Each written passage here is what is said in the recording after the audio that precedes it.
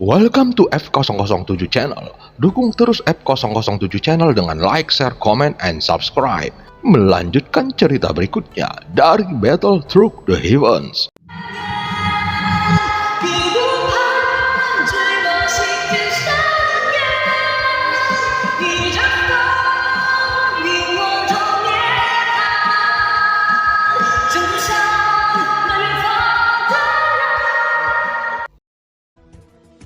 Pada part sebelumnya, Xiaoyan beserta Ratu dan tim Fearless memasuki alam dewa kuno, dan Xiaoyan terkejut melihat alam dewa kuno yang sangat ramai dan semakin maju. Dan hal ini membuat Xiaoyan khawatir akan adanya penyusup di alam dewa kuno. Sesaat berikutnya, mereka menemukan patung emas Xiaoyan, dan setelah memasuki pavilion Xiao Mansion, Cailin langsung hendak menyerang Xiaoyan. Setelah Sun Er selesai berbicara, dia mendorong lengan Xiaoyan menjauh dari Cailin. Tepat ketika Cailin menatap Sun Er, dia langsung tersenyum manis dan ada pancaran kegembiraan di matanya. Keduanya langsung memegang tangan satu sama lain dengan senyum manis di wajah mereka. Melihat pemandangan ini, Xiaoyan hanya tersenyum melihat keduanya yang saling mengobrol dan terlihat sangat bahagia. Namun tiba-tiba, ada sesosok wanita cantik yang langsung melompat menuju ke arahnya dengan gembira.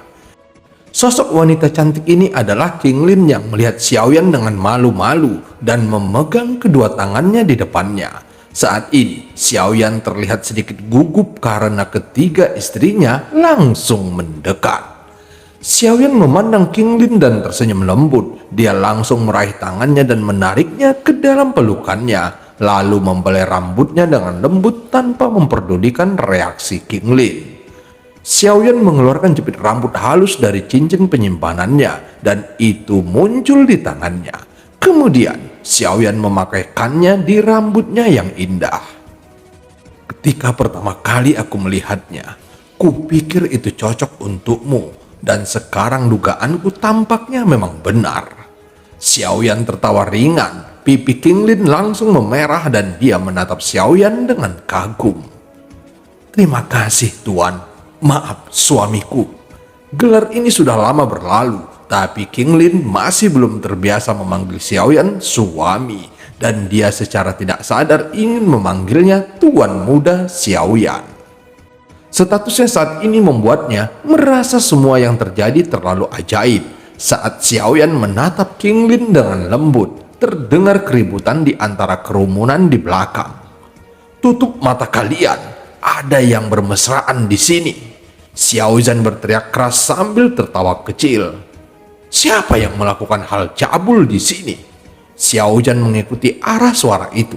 Dia melihat seorang pria dengan alis pedang dan mata berbintang yang muncul dari belakang kerumunan, dan sesosok pria tampan itu mendekati lalu memeluk dirinya dan Feng Peng dipelukannya. Xiaozan, siapa yang kau sebut cabul? Berbicaralah dengan sopan. Pria tampan itu tiba-tiba berkata dengan marah. Kamu yang cabul, kita semua adalah laki-laki. Mengapa kamu memelukku? Apalagi aku juga tidak mengenalmu. Setelah berkata, Xiaozan lari dengan marah. Dia merasa aneh dipeluk oleh seorang pria yang tak dikenalnya, dan sepertinya itu akan membuatnya merasa mual selama beberapa hari. Hei, bukan begitu. Kenapa kamu tidak mengenaliku? Pria tampan itu berkata dan memandang Xiaozan dan sekelilingnya dengan aneh. Dia tidak percaya. Semua orang di tim Fearless memandangnya dengan curiga, dan mereka semua tampak menggelengkan kepala setelah melihatnya sekilas. Suaranya memang terdengar sangat familiar, tapi sepertinya kita benar-benar tidak mengenal satu sama lain, dan tidak ada pria yang mirip wanita dalam tim kami. Xiaozan terus berbicara. Storm dan Nan Erming serta yang lainnya setuju lalu mengangguk. Aku tidak menyangkal, menjadi tampan itu membuatku merasa sedikit mual. Pria tampan itu bergumam dengan nada suara yang datar. King Moer mengerutkan kening berpikir sejenak, lalu melihat sosok di depannya dengan serius dan berkata dengan ragu. Sepertinya aku mengenalimu. Mendengar ini, wajah tampan itu langsung menunjukkan warna kegembiraan. Kalau dipikir-pikir, suaramu sangat mirip dengan kerangka yang suka melihat celana dalam orang lain. Segera King Mu'er berkata dan menampar dahinya. Mendengar ini, ekspresi wajahnya yang tampan tiba-tiba membeku. Dia mungkin tidak menyangka bahwa dia akan memiliki kesan seperti itu di hati semua orang. Kerangka Xia Zhenghui. Semua orang segera menyadarinya setelah dia berhasil membentuk kembali tubuhnya. Dia memang terlihat sangat tampan dan sangat kontras dengan penampilannya yang menyeramkan sebelumnya. Dan secara alami, semua orang mengenalinya dan wajah tampan ini adalah Xia Zhenghui. Xiaoyan secara alami mengenalinya, tetapi dia sengaja tidak mengatakannya untuk menggoda Xia Zhenghui dan sampai semua orang benar-benar mengenalinya. Hahaha, ternyata itu kamu. Maaf, barusan kamu terlalu mirip dengan perempuan. Xiao Zhan langsung tertawa dan memeluk Xia Zhenghui. Yang terakhir terlihat murung dan terlihat tidak bahagia. Kata-kata Xiao Zhan telah memperburuk keadaan. Tetapi setelah beberapa saat, Xia Zhenghui terhibur dan semua orang akhirnya tertawa. Sebelum kehadiran Xiaoyan dan kelompoknya, di pavilion ini hanya ada Cailin, Qinglin, dan Xiaoqi. Dan tentu saja pavilion selalu sangat sunyi.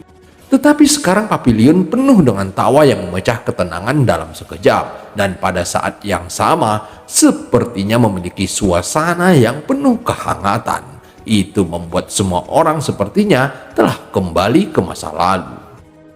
Kultivasi adalah masa kesunyian yang panjang, dan itu bahkan mungkin melupakan diri sendiri. Hanya pada saat ini, mereka tampaknya merasakan keberadaan kehidupan yang sebenarnya. Pada saat ini, ada sosok cantik yang masuk lagi. Dia menatap semua orang dengan kepala terangkat, matanya cerah, dan ada senyum bahagia di wajahnya. Sosok wanita ini adalah Ding Yue. Kemudian beberapa wanita itu saling berpelukan dan mata mereka yang indah berbinar gembira. Dan Ding Yue tidak menyangka di dalam hatinya bahwa mereka akan berkumpul kembali. Sudah ribuan tahun sejak kejadian di kompetisi 1000 alam yang membuat mereka semua terpisah dan sebagian besar dari mereka telah mati. Namun atas bantuan dari Xiao Yueli, mereka dihidupkan kembali dan berlatih dengan keras di dunia bawah. Sementara Ding Yue, Longyan, dan Xia Zhenghui dibawa ke alam dewa kuno. Xia Zhenghui terus berkultivasi dengan metodenya yang aneh, dan Ding Yue terus meningkatkan kemampuannya dalam teknologi stick. Sebenarnya, mereka bahkan berpikir bahwa mereka tidak akan pernah bertemu lagi. Aku tidak menyangka bahwa tim pemberani ini akan bertemu lagi suatu hari nanti. Xiao Zhan tertawa dan semua orang ikut tertawa lalu menangis dan tertawa lagi. Hanya mereka yang mengerti apa yang telah mereka alami selama 1000 tahun ini dan mereka harus membayar mahal untuk bisa keluar dari dunia bawah. Tetapi hal baiknya adalah kekuatan mereka telah membuat terobosan yang besar. Pada saat berikutnya, semua orang masuk dan Xiaoqi sudah menyiapkan makanan lezat di meja besar. Dia sudah menunggu semua orang di sini. Melihat ini, terpancar senyuman di wajah Cailin, seolah-olah dia telah menghilangkan kesombongan dalam amarahnya saat ini dan menganggap semua orang sebagai satu keluarga. Xiaoyan terkejut melihat Xiaoqi di sini dan dia tidak menyangka Xiaoqi akan datang langsung ke alam dewa kuno. Melihat Xiaoyan, dia langsung menghampiri dan memeluknya. Sepertinya Xiaoyan ke depannya akan mengalami kebahagiaan dan kesengsaraan batin. Selain ratu yang selalu menginginkannya, ada juga istri-istrinya, yaitu Cailin, Sun Er, Qinglin, Xiaoqi, King Mu'er, dan Zeni yang sudah berkumpul di sini. Saat ini ada juga teman lama. Mereka semua mulai memasuki pavilion. Hanya saja tim Fearless belum sepenuhnya berkumpul sekarang, karena Longyan masih terus berkultivasi di tempat lain dan belum menyadari Xiaoyan telah kembali. Xiaoyan langsung mengambil langkah besar berjalan menuju ke halaman belakang pavilion. Ada beberapa sosok yang sibuk memasak makanan lezat. Meskipun sebagai praktisi mereka tidak perlu makan, tetapi makanan yang mereka makan hari ini bukanlah untuk memuaskan rasa lapar mereka, melainkan untuk memuaskan lidah mereka. Dalam keadaan seperti itu, hanya makanan enak yang bisa menandingi keindahan. Tuan Muda Xiao, sesosok bergegas menuju Xiaoyan. Di Xiaolong, mata Xiaoyan penuh kejutan dan pada saat ini ada beberapa sosok duduk di meja panjang. Ketika Xiaoyan melihat sosok-sosok yang familiar ini, ekspresi wajahnya bisa dikatakan terus berubah dalam sekejap. Dia kaget, bahagia, dan ada perasaan campur aduk di dalam hatinya. Mengapa bocah itu melupakan gurunya? Ada sosok lain yang berjalan perlahan masuk ke dalam pavilion. Xiaoyan menatapnya dengan samar. Guru Yao Lao. Xiaoyan langsung melangkah maju dan Yao Lao juga melangkah maju. Kemudian Xiaoyan berlutut dengan satu kakinya. Sudah lama sekali, nak. Sebagai seorang guru, aku sangat merindukanmu.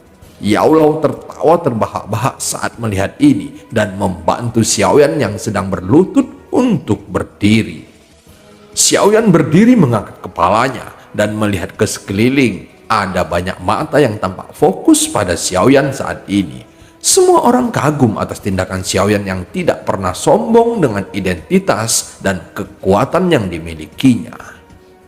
Pada saat berikutnya, aura di dalam tubuh Xiaoyan tiba-tiba meledak dan aura langkah keempat keabadian kaisar langsung memancar dari dalam tubuhnya.